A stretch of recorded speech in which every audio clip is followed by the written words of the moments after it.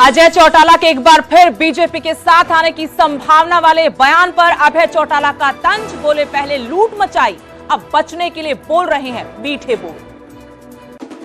देश की सबसे अमीर महिला आज होंगी बीजेपी में शामिल। बेटे नवीन जिंदल के बाद आज सावित्री जिंदल भी थामेंगी कमल।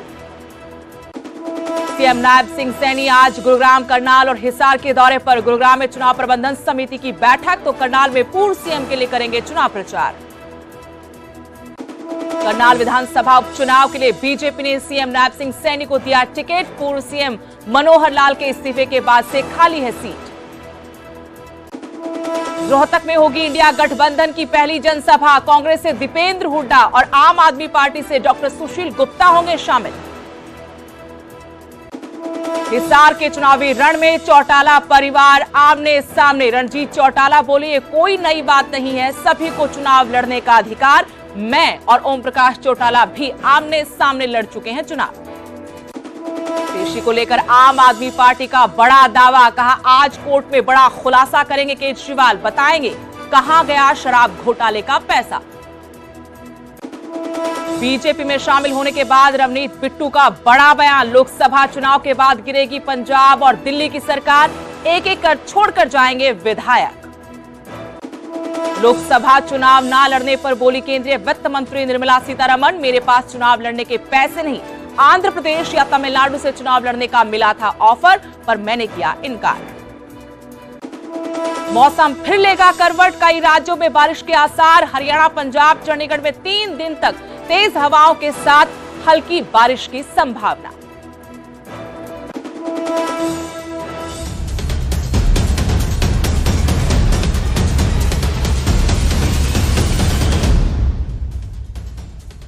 नमस्कार, हरियाणा प्राइम में आपका स्वागत है। आपके साथ मैं हूं स्तेश नैन। बोर बुलेटिन की शुरुआत करेंगे बड़ी खबर के साथ। करनाल विधानसभा उपचुनाव के लिए बीजेपी ने अपने उम्मीदवार के नाम का ऐलान कर दिया है। नायब सिंह सैनी को बीजेपी ने अपना उम्मीदवार बनाया है। मनोहर लाल के विधायक पद से इस्तीफे के बाद से यह सीट खाली है, इसलिए इस पर उपचुनाव और इसको लेकर अपने उम्मीदवार के नाम का ऐलान किया। नायब सिंह सैनी यहां से बीजेपी के उम्मीदवार होंगे, लेकिन किसी अन्य राजनीतिक दल ने अभी तक अपने उम्मीदवार के नाम का ऐलान नहीं किया है। बीजेपी की तरफ से नायब सिंह सैनी यहां से उम्मीदवार होंगे, लेकिन बाकी किसी भी राजनीतिक दल ने अभी तक करनाल विधानसभा उपचुनाव को लेकर अपने पत्ते नहीं खोले।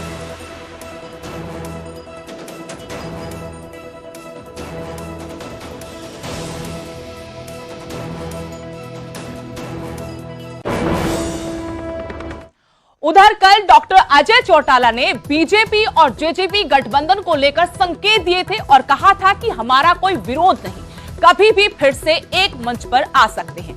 अब इस बयान को लेकर इनेलो के प्रधान महासचिव अभय चौटाला ने जेजेपी पर तंज कसा है। तो ईमानदारी से 4.5 वर्ष गठबंधन धर्म को निभाया, चाहे वो पंचायत के चुनाव थे, चाहे म्युनिसिपल कमेटीज के, नगर परिषद के, नगर पालिकाओं के चुनाव थे, चाहे 3 बाई इलेक्शन आए। अब ये फैसला करना तो भारतीय जनता पार्टी का काम था, तो बड़े दल के नेता थे, लोग थे। हमने तो कहीं ईमानदारी में कमी दिखाई हो तो आप बताओ, क्या बना दिया, भविष्य के गर्भ में क्या छिपा है, आई डोंट नो। भविष्य में फिर से बीजेपी या बीजेपी का गठबंधन हो सकता है अगर जरूरत पड़ी? राजनीति में संभावनाएं तो छुपी रहती हैं। मैं तो अनेक बार पहले भी इस बारे में कह चुका हूं, आज फिर कहता हूं कि हमारी कोई ऐसी तलखी नहीं, ऐसी कोई विरोधता नहीं है, तो कभी भी एक मंच पर फिर भी इकट्ठे हो सकते हैं। और पहले भी अनेक बार हुए हैं, अनेक बार अलग अलग हुए हैं। ऐसे उनको बेइज्जत करके निकाला, उसके बावजूद भी वो केवल एक डर से, ये जो संदीप गर्ग नहीं पकड़ा जाएगा, जिसके पिछले दिनों रेड हुई है, उसके जो यहाँ कुछ दस्तावेज मिले हैं उनमें पैसों की लेन देन में इनके नाम है। ये तो कैसे इस प्रदेश को लूटने से जो लूट मचाई है उसमें ना फंसे कल को। हरियाणा से आज की एक और बड़ी खबर आपको बता दें, हिसार से बड़ी खबर, जहां पूर्व मंत्री सावित्री जिंदल आज बीजेपी में शामिल हो जाएंगे। पूर्व सांसद नवीन जिंदल की माताजी हैं सावित्री जिंदल। नवीन जिंदल को बीजेपी ने कुरुक्षेत्र से चुनाव मैदान में उतारा है। हिसार में आयोजित कार्यक्रम में सावित्री जिंदल कमल थामेगी। देश की सबसे अमीर महिला है सावित्री जिंदल।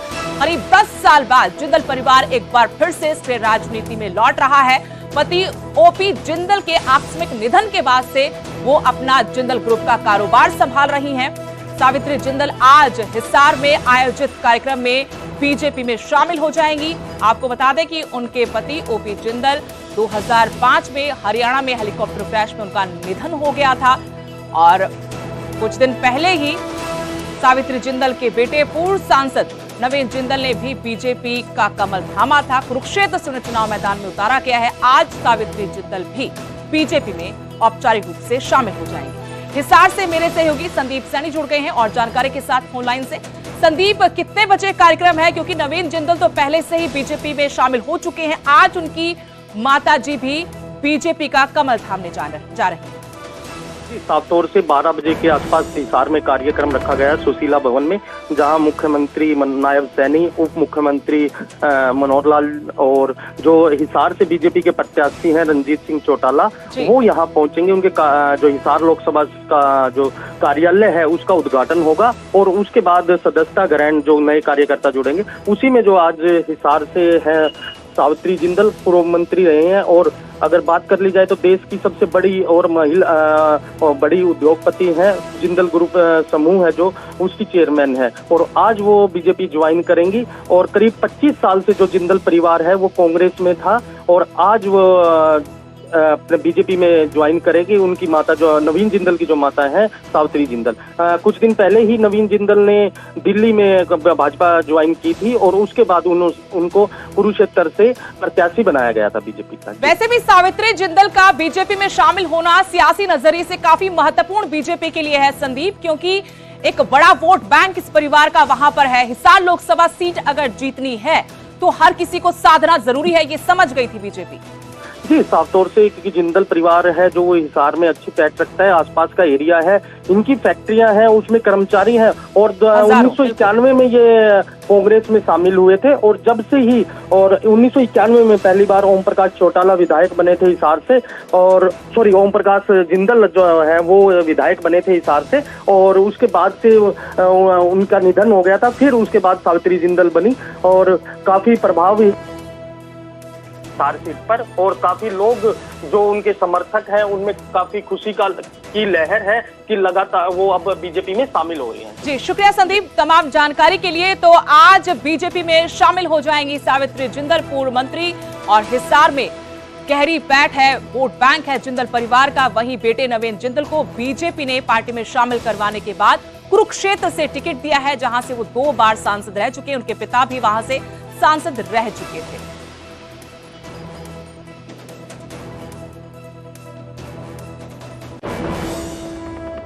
लोकसभा चुनाव को लेकर बीजेपी एक के बाद एक बड़े फैसले कर रही है। कमर कस चुके हैं बीजेपी के दिग्गज। अब बीजेपी ने लोकसभा चुनाव के लिए प्रभारी भी नियुक्त कर दिए हैं। कैप्टन अभिमन्यु को असम में प्रभारी लगाया गया है, तो वहीं पूर्व मंत्री ओपी धनखड़ को दिल्ली का प्रभारी नियुक्त किया है। करनाल के सांसद संजय भाटिया उत्तर प्रदेश के सह प्रभारी बनाए गए हैं। लोकसभा चुनाव 2024 के लिए राष्ट्रीय अध्यक्ष ने ये नियुक्तियां की हैं। हरियाणा के इन दिग्गजों पर बड़ी जिम्मेवारी पार्टी की तरफ से दी गई है। असम में कैप्टन अभिमन्यु को पार्टी ने प्रभारी नियुक्त किया है लोकसभा चुनाव 2024 के लिए, तो वहीं पूर्व मंत्री और प्रदेश अध्यक्ष ओम प्रकाश धनखड़ को दिल्ली का प्रभारी नियुक्त किया है। करनाल के सांसद संजय भाटिया को उत्तर प्रदेश का सह प्रभारी बनाया गया है।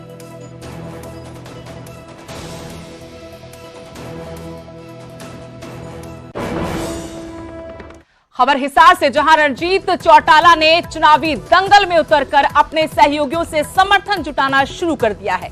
हिसार में पार्टी नेताओं से मुलाकात कर रहे हैं रणजीत चौटाला। चौटाला परिवार के आमने सामने चुनाव लड़ने पर जब उनसे सवाल पूछा गया तो कहा कि ये कोई नई बात नहीं है, सभी को चुनाव लड़ने का अधिकार है। मैं और ओम प्रकाश चौटाला आमने सामने चुनाव लड़ चुके हैं। मेरा अंदाजा है कि 70,000 से लीड शुरू होगी। इस बार बीजेपी ने हिसार के चुनावी रण में रणजीत सिंह चौटाला पर दांव खेला है। निर्दलीय रानिया से चुनाव लड़कर जीतकर विधानसभा पहुंचे थे और मंत्री बने थे। एक बार फिर से कैबिनेट में शामिल हुए, लेकिन लोकसभा चुनाव के मद्देनजर उन पर भरोसा जताते हुए बीजेपी ने हिसार लोकसभा से उनको टिकट दिया है और यहां पर इनेलो ने सुनैना चौटाला को मैदान में उतारा है। ऐसे में चौटाला परिवार आमने सामने होगा। जेजेपी ने अभी अपने उम्मीदवार का ऐलान इस सीट पर नहीं किया है।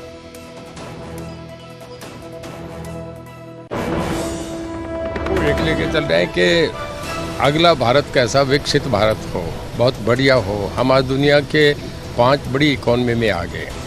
हम चाह रहे हैं कि हिंदुस्तान डिफेंस में भी और इकोनॉमी में भी और अंतर्राष्ट्रीय नीति पे भी, मतलब इंटरनेशनल फॉरेन पॉलिसी में भी हिंदुस्तान दुनिया में एक बहुत बड़ी इज्जत बना के खड़ा है। हिसार एक ऐसी जगह है जिस पर सबकी निगाह होती है पूरे हरियाणा में, और इलेक्शन भी बड़ा टफ माना जाता है। तो कितना इसको मुश्किल चुनाव मान रहे हैं, आसान मान रहे हैं? देखिए, हर चीज़ टफ होती है। कभी भी कोई चीज़ हो, चैलेंज का नाम ही टफ होता है।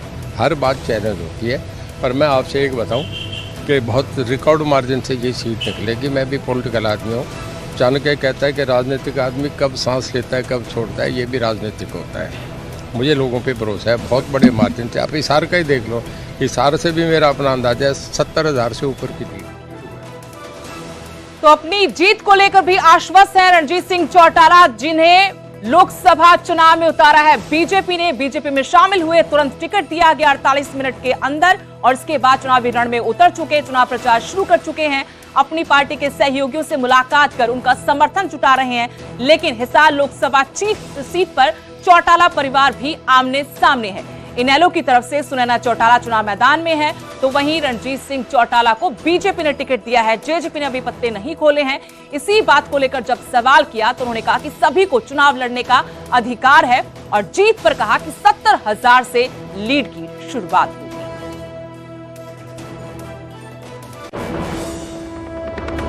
एक और बड़ी खबर, बीजेपी लोकसभा चुनाव प्रबंधन समिति की बैठक शुरू हो गई है।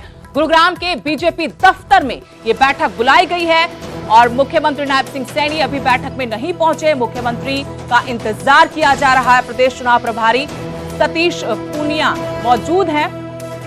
आज 3 विंग की बैठक, कल भी बैठक हुई थी। चुनाव में सभी दायित्व और जिम्मेदारियों को लेकर चर्चा हो रही है। तो चुनाव प्रबंधन समिति की बैठक बीजेपी की गुरुग्राम में ये बैठक हो रही है। इंतजार मुख्यमंत्री नायब सिंह सैनी का हो रहा है। वो बैठक में आएंगे तो बैठक की शुरुआत, यहां रणनीति बनाई जाएगी। दिग्गजों के सहारे कैंपेन किया जाएगा। हर दिग्गज की ड्यूटी लगाई जाएगी। 90 विधानसभाओं में एक एक बड़े चेहरे को बीजेपी इलेक्शन कैंपेन की जिम्मेवारी सौंपेगी। कल भी चुनावों को लेकर मंथन हुआ था इस बैठक में और एक बार फिर से आज बैठक बुलाई गई है। यहां बैठक में इंतजार सीएम नायब सिंह सैनी का। बीजेपी लोकसभा चुनाव प्रबंधन समिति की बैठक हो रही है, सुभाष बराला अध्यक्ष। तो वहीं नायब सिंह सैनी का इंतजार, मुख्यमंत्री अभी नहीं पहुंचे हैं, उनका इंतजार हो रहा है। प्रदेश चुनाव प्रभारी सतीश पूनिया बैठक में पहुंच गए हैं। आज 3 विंग की बैठक है, कल भी बैठक हुई थी। मंथन हुआ था कि किस तरीके से चुनाव प्रचार करना है, किन स्टार प्रचारकों को चुनाव मैदान में उतारना है। मेरे सहयोगी गुरुग्राम से धर्मवीर शर्मा जुड़ गए हैं। धर्मवीर, बीजेपी प्रबंधन समिति की बैठक हो रही है, कल भी बैठक हुई थी, कल क्या रणनीति बनी थी और आज की बैठक में क्या एजेंडा रहेगा?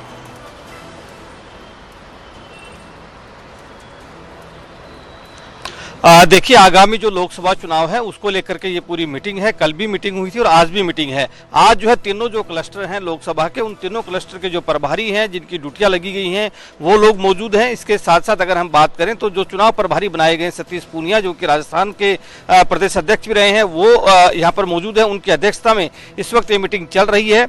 मुख्यमंत्री नायब सिंह सैनी को यहाँ पर आना था, लेकिन वो अभी तक यहाँ पर नहीं पहुंचे हैं और अभी सूचना यही है कि शायद वो इस मीटिंग का हिस्सा नहीं होंगे। वो हिसार के लिए चले गए हैं। लेकिन जो बाकी लोग हैं, चाहे उसमें सुभाष बराला हो, चाहे उसमें जो पूर्व मंत्री रहे हैं और कंवरपाल गुर्जर जो हैं, वो यहाँ पर मौजूद हैं। उनके साथ साथ जितने भी जो क्लस्टर के प्रभारी हैं और जो इंचार्ज हैं वो यहाँ पर मौजूद है और उन्हीं की मौजूदगी में ये पूरी मीटिंग चल रही है, मंथन चल रहा है कि आगामी जो लोकसभा चुनाव है उसको लेकर के किस तरह की रणनीति जो है भाजपा बनाए और किस तरह की रणनीति के चलते आगे बढ़ा जाए। बूथ स्तर पर किस तरह से लोगों को जोड़ना है, किस तरह से बूथ स्तर पर लोगों को अपने साथ जोड़ने के साथ साथ संगठन को मजबूत करना है, इन सब जो मुद्दे हैं उनके ऊपर चर्चा हो रही है। और उसके बाद जब ये मीटिंग खत्म होगी तो उसके बाद ही जो कार्यकर्ता हैं जिनकी ड्यूटियां लगाई जाएंगी उन तक ये संदेश पहुंचाया जाएगा कि आगामी जो पूरे जो 25 मई को जो चुनाव होंगे हरियाणा में खासतौर से, तो उसको लेकर क्या कुछ रणनीति रहने वाली है भाजपा की, किन की क्या क्या ड्यूटियां लगाई जाएंगी,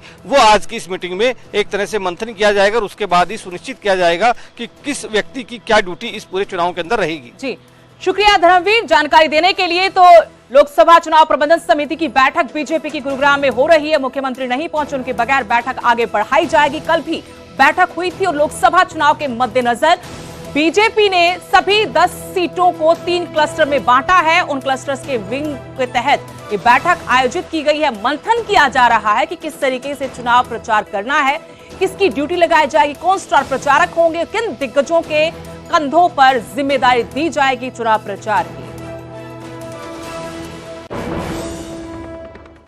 मुख्यमंत्री नायब सिंह सैनी को करनाल से प्रत्याशी बनाया गया है, जिससे कार्यकर्ताओं में खुशी की लहर है। करनाल के कर्ण कमल मुख्यालय में कार्यकर्ताओं ने लड्डू बांटकर इस बात पर खुशी जाहिर की। मनोहर लाल ने सीएम पद से इस्तीफा दिया था, इसके बाद ये सीट खाली हो गई थी और अब इस सीट पर उपचुनाव, अब क्योंकि सीएम नायब सिंह सैनी है तो उनको उम्मीदवार पार्टी ने बनाया है।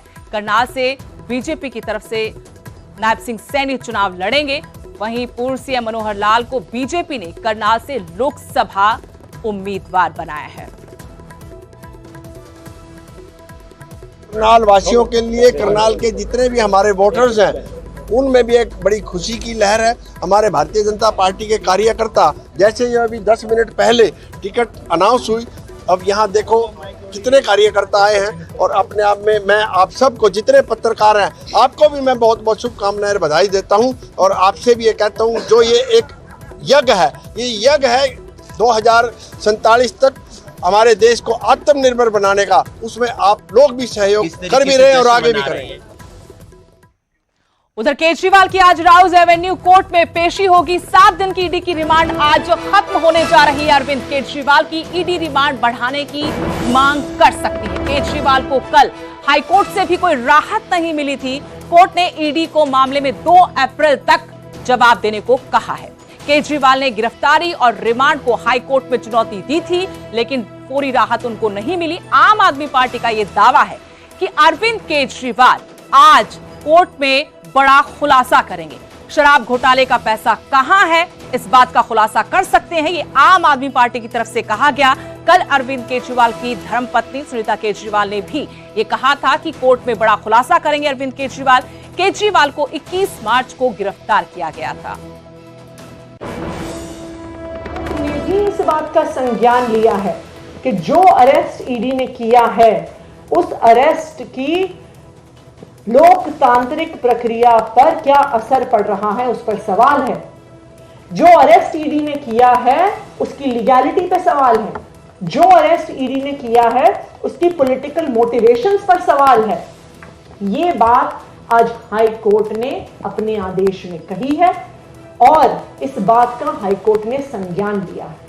हमें खुशी है इस बात की कि इस देश के न्यायालय ने, दिल्ली हाई कोर्ट ने जिस प्रकार से अरविंद केजरीवाल जी को गैर कानूनी तरीके से गिरफ्तार किया गया है, भारतीय जनता पार्टी के पॉलिटिकल हथियार ईडी के द्वारा गिरफ्तार किया गया है, आज उस गिरफ्तारी पर दिल्ली हाई कोर्ट ने भी सवाल उठाए। हम इस बात का भी स्वागत करते हैं कि दिल्ली हाई कोर्ट ने ईडी को सिर्फ 1 हफ्ते का समय दिया है जिसमें उनको अपना जवाब दर्ज करना है। हम उम्मीद करते हैं कि हमारे देश का न्यायालय इस देश की लोकतंत्र की रक्षा करने में जो हमेशा न्यायालय ने भूमिका निभाई है वो आने वाले समय में भी निभाता रहेगा। हाई कोर्ट का मानना है कि अरविंद केजरीवाल जी के खिलाफ जो सबूत पहले से ईडी ने कलेक्ट किए हैं, सीबीआई ने शराब घोटाले में किए हैं, ऐसे में हाई कोर्ट इस मसले में इंटरवीन नहीं करना चाहता। एक बात स्पष्ट है, लोअर कोर्ट ने जो ईडी की पुलिस कस्टडी दी केजरीवाल जी की, ईडी ने जो केजरीवाल जी को अरेस्ट किया, शराब घोटाले में जो एविडेंस के तौर पर केजरीवाल जी के सामने के डॉक्यूमेंट मिले, वो सब पुख्ता हैं, वो इतने संगीन हैं, उनके चलते किसी भी तरीके कोई भी कोर्ट अरविंद केजरीवाल जी के केस में इंटरवीन नहीं करना चाहती। कल तक आम आदमी पार्टी कह रही थी कोई सबूत ही नहीं है, सबूत तो है ही नहीं, फर्जी सम्मन है। डबल बेंच में जाए, अंतरिम जमानत नहीं मिली, एंटीसिपेटरी बेल नहीं मिली, अरेस्ट नहीं हुई। आज रेगुलर कोर्ट में भी जाए, कोर्ट ने किसी तरीके से इंटरवीन करने से मना कर दिया। एक बहुत स्पष्ट है, ईडी ने दिल्ली के सबसे बड़े घोटाले वाले, सबसे भ्रष्ट और जिसने बच्चों को शराब परोसी, नशा परोसा, दिल्ली को नशा दिया, ऐसे मुख्यमंत्री को अरेस्ट किया है, जो कि जस्टिफाई है, कानून के दायरे में किया है। उनको अधिकार है अपने बचाव के लिए, वे कुछ भी कह सकते हैं कोर्ट में, कोई परंतु सबूतों के साथ उनको कहना पड़ेगा कोर्ट में। सर, जिस प्रकार से अभी ये मनोहर कहानियों की तरह कुछ लिखते हैं, वैसा कुछ नहीं। सबूत हो तो जरूर पेश करें, परंतु सच ये है कि कोर्ट ने पिछली बार सिसोदिया जी की जब बेल लगी थी, बेल रिजेक्ट करते हुए टिप्पणी की थी कि 338 करोड़ की मनी ट्रेल है। और मैं एक नाम लेकर कहता हूँ, राजेंद्र सिंह सोलंकी, इनके खुद के विधायक के कैंडिडेट थे बारदोलई से गुजरात में, रंगे हाथ पैसे से साथ पकड़ गए, 20 लाख रुपये से रंगे हाथ पकड़े गए। जब पकड़े गए तो उन्होंने कहा ये जो मेरा ड्राइवर है ये आंगड़ी है, ये पैसा दिल्ली से यहाँ लाता है, ये ड्राइवर नहीं है, ये आंगड़ी है, ये दिल्ली से पैसा आता है और हमको यहाँ बांटता है। ये तो सच है, रंगे हाथ पकड़े गए थे। इसी प्रकार गोवा के कई लोग हैं जिन्होंने बयान दिए, जो इनके कैंडिडेट थे, उन्होंने कहा कि हमारे को पैसा मिला है और दिल्ली से पैसा आया है। उत्तर तो देने पड़ेंगे। और सबसे बड़ी बात है कि विजय नायर को सरकारी बंगले में रखा था, अपने बगल वाले सरकारी बंगले में दिल्ली का दामाद बना कर रखा था। ये सब चीज़ें रिकॉर्ड पे हैं। अब इनको उत्तर देने हैं, इन चीज़ों को उत्तर दे दें या कुछ नया को झूठ बोल लेंगे। तो एक तरफ जहां आम आदमी पार्टी दावा कर रही है कि अरविंद केजरीवाल आज कोर्ट में बड़ा खुलासा करेंगे, तो सियासी विरोधी भी उन पर जमकर पलटवार कर रहे हैं। उधर बीजेपी में शामिल होने के बाद रवनीत बिट्टू ने बड़ा बयान दिया है। कहा कि लोकसभा चुनाव के बाद पंजाब और दिल्ली की सरकार टूट जाएगी, गिर जाएगी। पंजाब और दिल्ली के विधायक उन्हें छोड़कर भाग जाएंगे। रवनीत बिट्टू हाल ही में बीजेपी में शामिल हुए हैं, उसके बाद उनका ये बड़ा बयान, कहा कि लोकसभा चुनाव के बाद पंजाब और दिल्ली की सरकार गिर जाएगी, विधायक छोड़कर भाग जाएंगे। उनके कई विधायक हमसे बात करते हैं। 26 मार्च को ही बीजेपी में शामिल हुए थे रवनीत बिट्टू, उसके बाद उनका ये बड़ा बयान, पंजाब और दिल्ली की सरकार को लेकर बड़ा दावा किया कि इनकी सरकार लोकसभा चुनाव के बाद गिर जाएगी। जिस लोक सभा ਦੀਆਂ ਚੋਣਾਂ ਖਤਮ ਹੋਈਆਂ, ਤੁਸੀਂ ਦੋਨੋਂ ਜਗ੍ਹਾ ਦੇਖੋਗੇ ਵੀ ਐਮਐਲਏ ਚਾਹੇ ਉਹ ਦਿੱਲੀ ਦੇ ਹੋਣ ਚਾਹੇ ਪੰਜਾਬ ਦੇ ਹੋਣ, ਦੋਨੋਂ ਸਰਕਾਰਾਂ ਟੁੱਟਣਗੀਆਂ। ਦੋਨੋਂ ਐਮਐਲਏ ਆ ਜਿਹੜੇ ਦੋਨੋਂ ਜਗ੍ਹਾ ਦੇ ਐਮਐਲਏ ਛੱਡ ਇਹਨਾਂ ਨੂੰ ਭੱਜ ਜਾਣਗੇ, ਕਿਉਂਕਿ ਉਹਨਾਂ ਨੂੰ ਪਤਾ ਲੱਗ ਗਿਆ ਵੀ ਇਹ ਠੱਗ ਨੇ ਜਿਹੜੇ ਸਭ ਤੋਂ ਵੱਡੇ। ਇਹ ਕੇਜਰੀਵਾਲ ਜਦੋਂ ਜੇਲ੍ਹ 'ਚ ਬੈਠਾ ਹੈ, ਰਾਘਵ ਚੱਡਾ ਜਦੋਂ ਭੱਜਿਆ, ਉਹਨਾਂ ਨੇ ਐਮਐਲਏ ਨੇ ਰਹਿਣਾ ਕਿਵੇਂ ਆ? ਤੇ ਦੋਨੋਂ ਸਰਕਾਰਾਂ ਜਿਹੜੀਆਂ ਇਹਨਾਂ ਦੀਆਂ ਲੋਕ ਸਭਾ ਚੋਣਾਂ ਬਾਅਦ ਟੁੱਟਣਗੀਆਂ, ਐਮਐਲਏ ਇਹਨਾਂ ਨੂੰ ਛੱਡ ਭੱਜਣਗੇ। बहुत एमएलए ने ਜਿਹੜੇ ਸਾਡੇ ਨਾਲ ਇਹ ਗੱਲਾਂ ਕਰਦੇ ਰਹਿੰਦੇ ਆ। गुरुग्राम से बड़ी खबर, अलविश यादव की एक बार फिर से मुश्किलें बढ़ सकती हैं। आज गुरुग्राम कोर्ट में बहस होगी, लिखित जवाबों पर कोर्ट में बहस की जाएगी। कोर्ट में खुद पेश होगा अलविश यादव। बहस के बाद कोर्ट का अगला फैसला होगा। कानों में दुर्लभ प्रजाति के सांपों का इस्तेमाल करने का मामला, जिसमें आज कोर्ट में लिखित जो जवाब है उन पर बहस की जाएगी। ऐसे में अलविश यादव की मुश्किलें बढ़ भी सकती हैं। आज गुरुग्राम कोर्ट में बहस होनी है, लिखित जवाबों पर कोर्ट बहस करेगी। कोर्ट में खुद पेश होगा अलविश यादव। जानकारी ये कि बहस जो होगी उसमें अलविश यादव भी मौजूद रहेगा। कानों में दुर्लभ प्रजाति के सांपों के इस्तेमाल का मामला है, जिसमें आज कोर्ट में फिर से सुनवाई, लिखित जवाबों पर बहस की जाएगी।